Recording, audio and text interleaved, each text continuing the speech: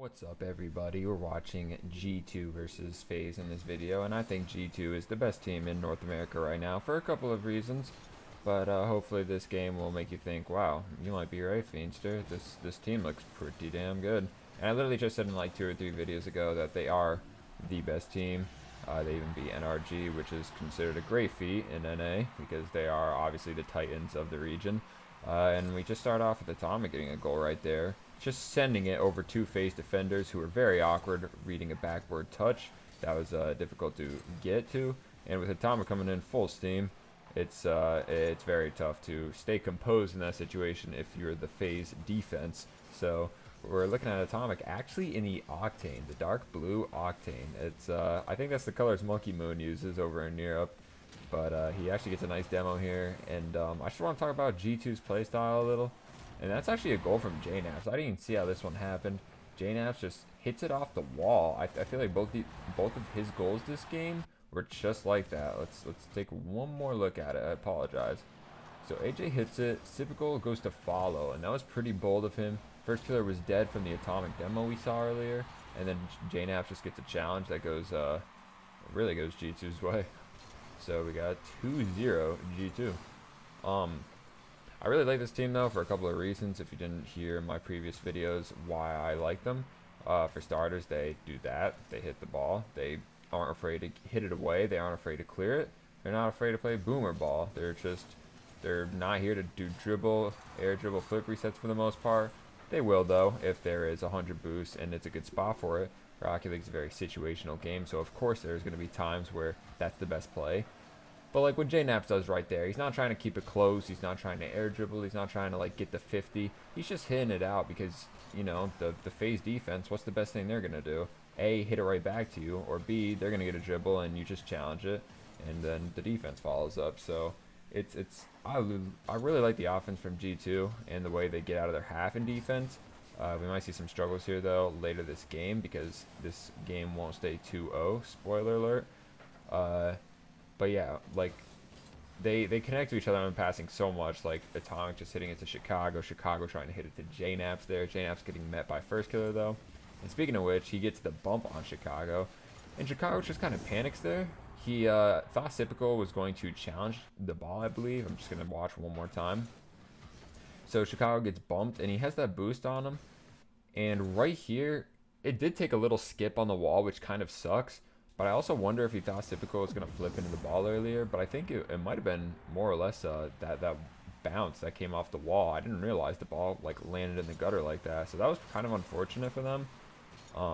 Definitely good demo coming out of FaZe though. That really opened up the defense a little more, made them more panicky, and provided that opportunity for them.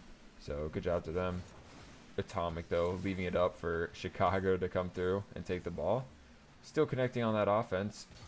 Atomic able to follow this up, and he tries to pass this ball right. It looks like he has 80 boost still, 60 at the time of that play, and he could have stayed with the play of course, but he just left it.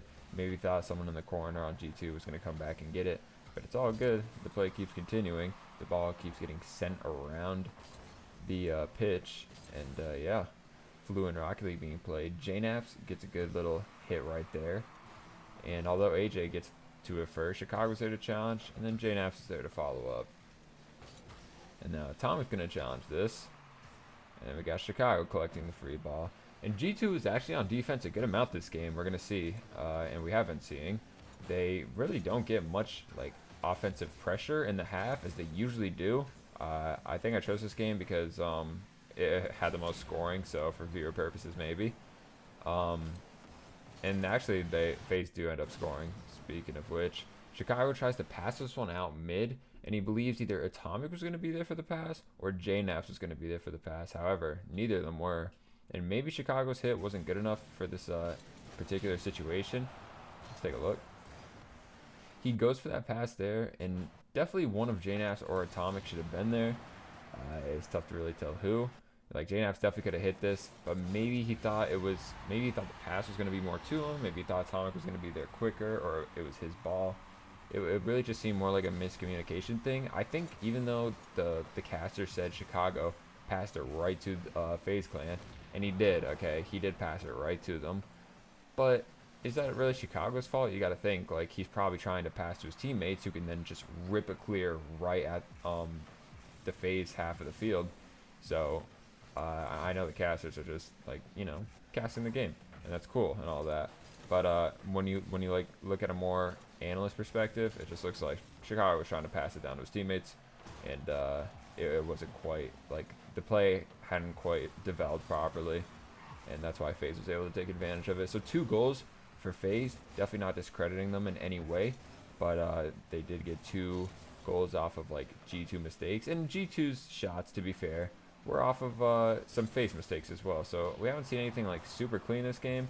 Some demos from both sides, some missed touches as well, mispositioning maybe, and yeah, 2-2, 53 seconds left. We have Chicago with 100 boost here. Now I'm watching his POV.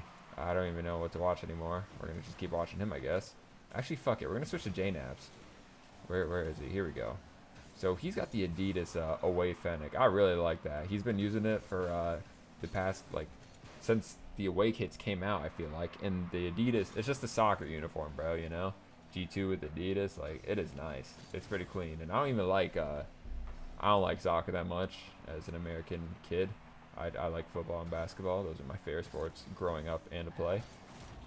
Beside that, though, holy goodness, we have JNabs just ripping a shot, great positioning. Take a look at this. This is some TikTok content right here. 18 boost, okay? Chicago hits it away. Atomic, huge bump on first killer, by the way. That was just like so random, and it just helped so much. And first killer actually hits it back into his half.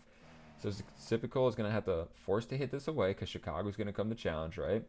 JNabs is already at 54 boosts, 60 boosts at the midfield. He collected all those pads, not touching the boost button once.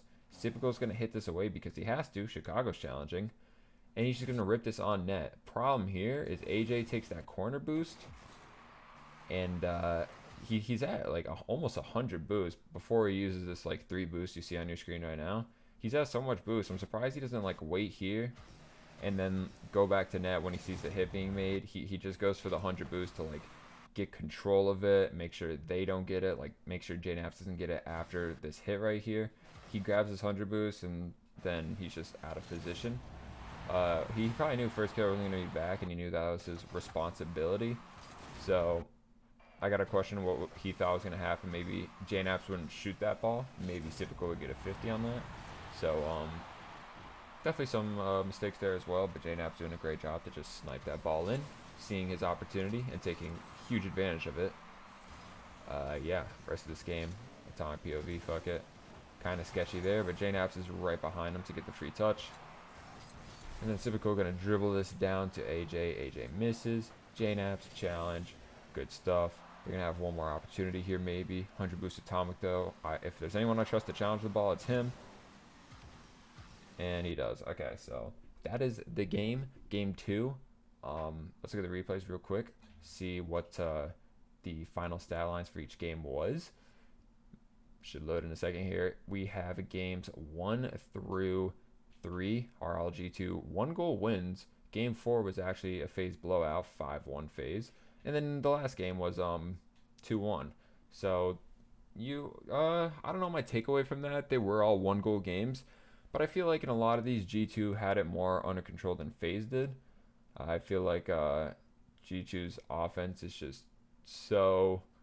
It has so much opportunity in it, I guess is the best word to use. I really don't feel like you can keep G2 to just 0 every game. They're a team destined to score a bunch. So, yeah, good stuff from G2 today.